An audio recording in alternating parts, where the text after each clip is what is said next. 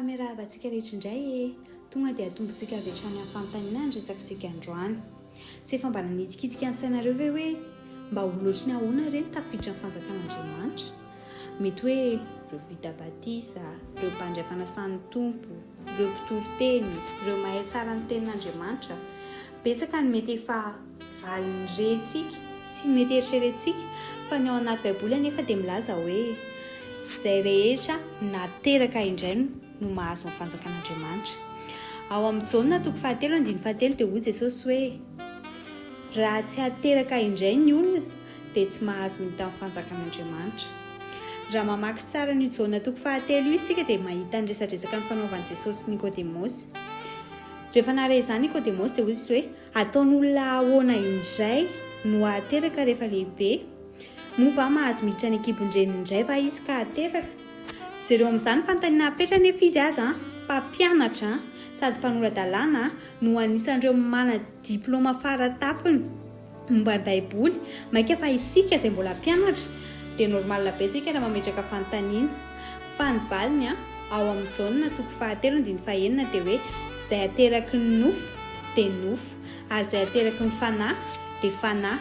Izany hoe mbola mila ateraky ny fanahy indray izay tsika dia io fahaterahm-panahy io ilay fandraisana an'i Jesosy izany hoe ateraka indray izany izay ilay hoe fahateraham-baovao.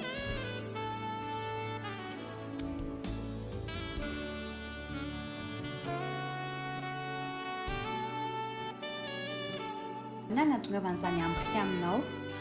Voalohany indrindra Jaona 4:7 izay mino azy dia tsy elohiny fa izay tsy mino kosa dia efa voaeloko. Izany hoe mila mino aloha isika fa Jesosy Kristy ilay zanak'Andriamanitra tonga nofo maty teo amin'ny hazo fijaliana amin'ny izao tontolo izao. Faharoa manarakaraka an'izay Apokalipsy 7:20 raha misy mihaino ny feoko ka mamono varavarana dia hiditra ao aminy aho. Izany hoe mila mandray azy isika manaiky fa Jesosy Kristy no tompo sy mpamonjy ary mandidi ny fiainantsika. Faharoan'izany anefa mila fantatsika fa Andriamanitra dia ny masina ka mila mitoetra amin'ny fo madio isika. Ny fontsika mantsy dia manoto ny fahotana dia mila diovin'i Jesosy Kristy.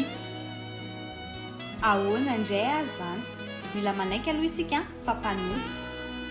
Ny fona eo anatrehan'Andriamanitra mangataka famelan-keloka dia manokatra ny fontsika idiran'Andriamanitra, idiran'i Jesosy Kristy hanadio an'ilay loto ao anatintsika ary mba hananantsika fo madio, hananantsika fo vaovao dia ho lasa olom-baovao isika. Afaka ataontsika vavaka izany ao amin'ny Romanina 5:10 dia miteny hoe fa amin'ny fo no inoana azahoana fahamarinana ary amin'ny vava no anekena azahoana famonjena. Aza matahotra ianao fa be dia be ny tombontsoa azonao amin'izany. Ohatra amin'izany fotsiny ho lasa zanak'Andriamanitra ianao, ho tafiditra fanjakan'Andriamanitra satria voasoratra an-danitra ny anaranao, hanana fiadanam-po dia hanana namana afaka resahanao amin'ny fotoana rehetra, amin'izay olana mety mitranga amin'ny fiainanao rehetra dia tsy izany fa Jesosy Kristy.